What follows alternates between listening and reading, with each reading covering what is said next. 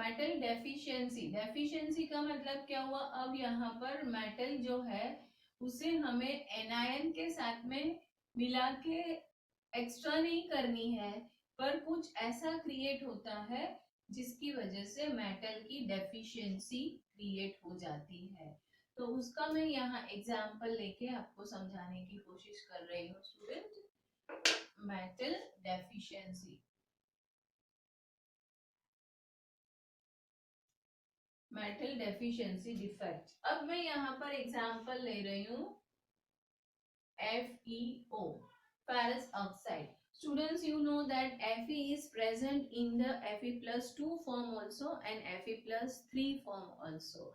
So here just I am drawing the lattice. As we don't know, in that lattice Fe is present in the +2 form or in -2 form.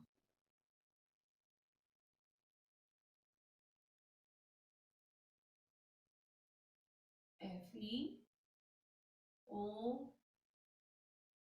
Fe O, Fe O, Fe O,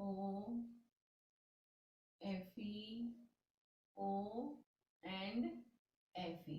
अब students हमें पता है कि Fe+2 form में भी हमें electrical neutrality जो है वो बैलेंस रखनी है। नॉन स्टोइकियोमेट्री में अरेंजमेंट हम चेंज करते हैं, पर इलेक्ट्रिकल न्यूट्रलिटी को हमें बैलेंस रखना है।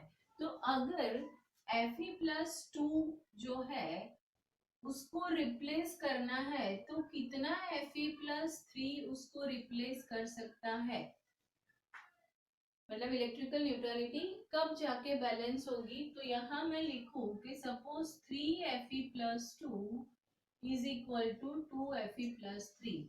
अब आपकी इलेक्ट्रिकल न्यूट्रलिटी बैलेंस हो गई। स्टूडेंट समझ में आया होगा कि अगर मेरे पास में Fe+2 का 3 लैटाइस पॉइंट है तो मुझे Fe+3 का सिर्फ 2 ही लैटाइस चाहिए, है ना। यूनिट सेल के लिए यहाँ पर अगर मेरे पास Fe+3 है तो 2 ही Fe+3 is equal to 3Fe+2।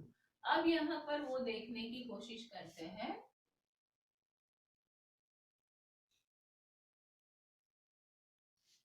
Suppose ये जो है वो मेरा Fe+2 है। अगर मान लेते हैं कि पूरा जो लैटाइस है वो लैटाइस के अंदर A-2 +2 -2 +2 -2। अब स्टूडेंट्स ये जो एक जगह आई है वो एक जगह में मेरे पास में Fe+3 है। सो एक Fe+3 एंटर होने से क्या होता है स्टूडेंट्स, यहाँ पर एक जगह में Fe+3 है तो यहाँ फिर से -2 और ये +3, ये -2। अब ये जगह यहाँ पर खाली पड़ी क्योंकि इलेक्ट्रिकल न्यूट्रलिटी तो मेंटेन हो गई, क्योंकि 2 Fe+3 अंदर एंटर होने से वहां पर तो आपके पास में इलेक्ट्रिकल न्यूट्रलिटी आ गई, तो ये जगह खाली पड़ी। तो ये जगह को हम कहेंगे डेफिशिएंसी, मेटल डेफिशिएंसी डिफेक्ट।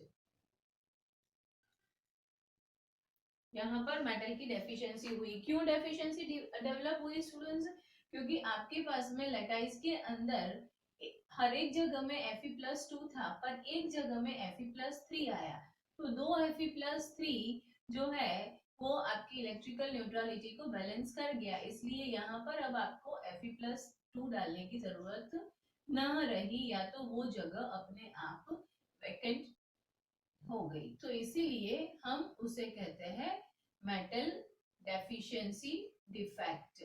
तो अब आपको समझ में आ गया होगा स्टूडेंट्स कि यहाँ पर मेटल की डेफिशिएंसी कैसे डेवलप हो रही है, ठीक है।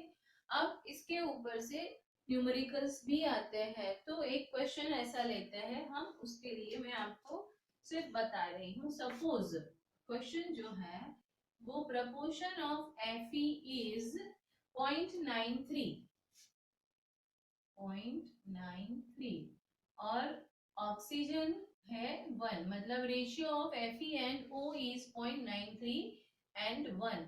क्यों 0.93 है ये यहाँ पर आप समझ सकते हो। अब मुझे इसका सॉल्यूशन निकालना है, तो इसके लिए हम कर सकते हैं कि FeO जो है उसमें ये हमारे पास में है, तो हो सकता है कि वो FeO में Fe+2 भी है और Fe+3 भी है। तो यहाँ पर मैं दोनों बताती हूँ आपको कि Fe+2 एंड Fe+3 और उसका रेशियो है ऑक्सीजन के साथ में। अब सपोज मैं करती हूँ कि Fe+2 है वो X है, सपोज किया मैंने।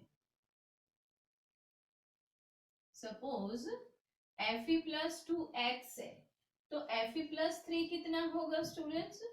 टोटल कितना है आपके पास में? 0.93 है। तो Fe अगर उतना है X, तो Fe+3 होगा आपका 0.93 माइनस X, और ऑक्सीजन तो आपके पास में है 1। ठीक है, अब ये इसका अगर हम इक्वेशन बनाते हैं तो इक्वेशन किस तरह से बनेगा students? X plus 0.93 minus X is equal to 1। अब यहाँ पर हमें एलसीएम उसके साथ में जो उसकी न्यूट्रलिटी है वो डेवलप करने के लिए, तो ये x है उसे हम मल्टीप्लाई करेंगे स्टूडेंट 2 से, क्योंकि ये Fe+2x है और ये 3 से मल्टीप्लाई करेंगे, और ऑक्सीजन है वो -2 है, तो इसे हम 2 से मल्टीप्लाई करेंगे। तो 2 मल्टीप्लाई 1, समझ गए स्टूडेंट्स? Fe+2 जिसको हमने x सपोज किया है, तो उसके लिए Fe+2 चार्ज है, तो 2 इंटू एक्स किया।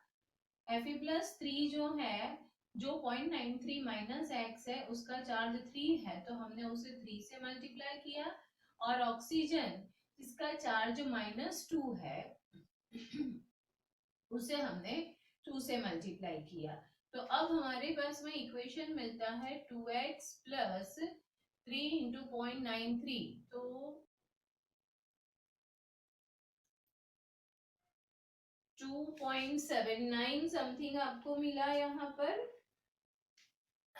-3x is equal to 2। ये आपको कुछ यहाँ पर मिल रहा है। तो ये आप सॉल्यूशन करोगे तो 2x माइनस 3x, तो ये -x plus 2.79 is equal to 2। अब आप अपने आप सॉल्व करो, तो यहाँ पर रहेगा x इज इक्वल टू 0.79। ये आंसर आपको मिलेगा, x इज इक्वल टू 0.79। अब आपने x किसको सपोज किया हुआ है? Fe+2 को, तो यहाँ पर Fe+2 इज इक्वल टू है 0.79। अब Fe+2 अगर 0.79 है तो Fe+3 कितना होगा students? Fe+3 is equal to, आपको क्या करना है? 0.93 माइनस 0.79, तो 0.14। तो ratio of Fe+2 and Fe+3 is equal to 0.79 upon 0.14।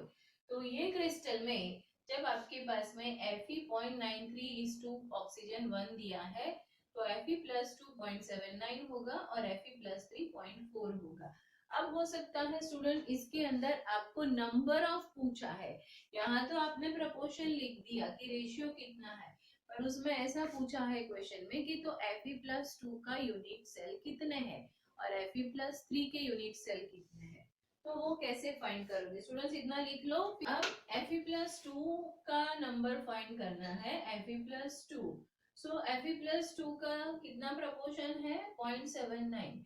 सो 0.79 और टोटल कितना है हमारे पास में? 0.93। स्टूडेंट कैलकुलेट करके कुछ आंसर बताओ कितना आ रहा है? 0.79 डिवाइडेड बाय 0.93 करते हो तो आप मेरे ख्याल से कुछ 0.85% जितना 0.85 आएगा, मतलब 80.85, इसका मतलब क्या हुआ 85%।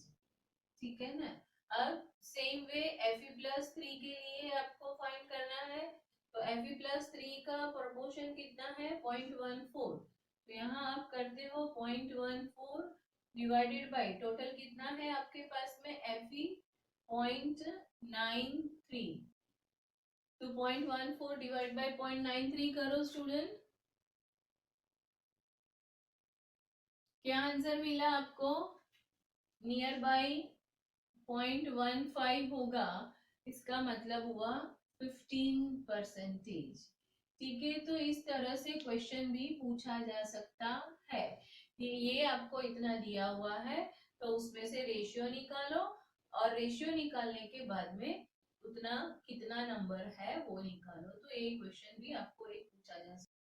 इम्प्योरिटी डिफेक्ट का मतलब क्या हुआ स्टूडेंट्स, कुछ लैटाइस के अंदर कोई ऐसी कंडीशन क्रिएट हुई जिसमें बाहर से इम्प्योरिटी अंदर ऐड हो गई, या तो और कोई मेटल है वो उसके अंदर क्रिएट हो गई, उसके अंदर एंटर हो गई, तो उसे हम इम्प्योरिटी डिफेक्ट कहते हैं। जैसे हम सबको मालूम है, सपोज से अगर हम गोल्ड के ऑर्नामेंट्स बना रहे हैं, तो gold is very soft metal, but उसमें हम अगर इम्प्योरिटी के फॉर्म में मेटल ऐड करेंगे तो ही वो जो मेटल है उसकी हार्डनेस, मतलब गोल्ड की हार्डनेस बढ़ेगी, तो वो तो हम जानबूझ के डाल रहे हैं।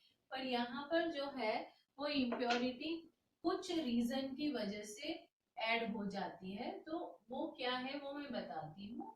Impurity defect, impurity defect,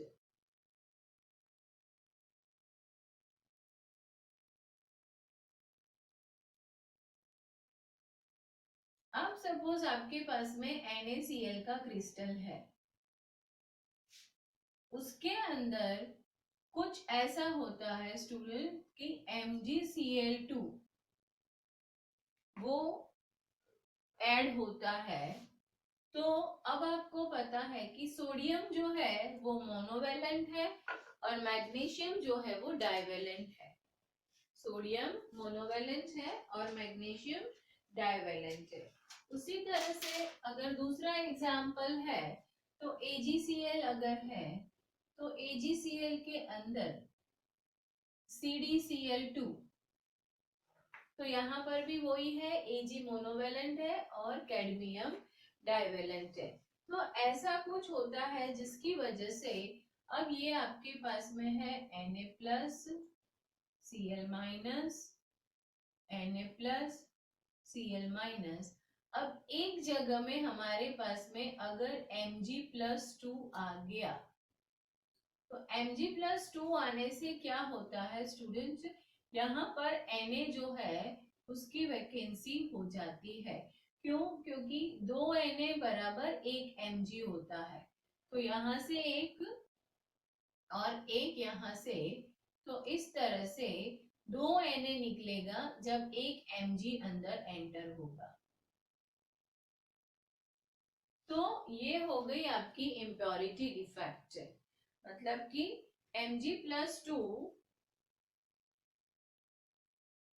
1 Mg+2 is equal to 2 Na+, एक Mg अंदर एंटर हुआ, उसने दो जगह से सोडियम को निकाल दिया, तो ये हो गई आपकी इम्प्योरिटी। सेम यहाँ पर AgCl में भी होता है, AgCl के अंदर अगर कैडमियम क्लोराइड ऐड होता है तो वो एक कैडमियम दो सिल्वर को निकाल देता है, तो this is known as the impurity defect.